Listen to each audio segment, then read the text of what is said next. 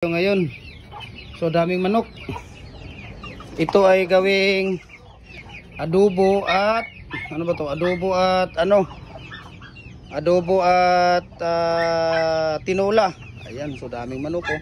Ito yung mga dito. Ayan, tinola. Adobo at saka tinola ito. Meron namang ano doon pa oh. Ayun oh, yung plywood oh nasa gilid oh. Yun oh, tantara no turo. So ayun, tumitira dito si Papang tumitira dito. Ayan. Para sa adobo.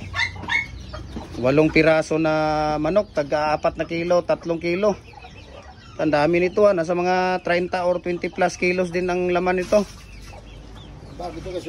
Ayan, para sa birthday ng aking anak si Eunice Daniel at saka si Kuya Raprap niya at saka si Jisami. Ayan yung mamilit na dia ang kuan.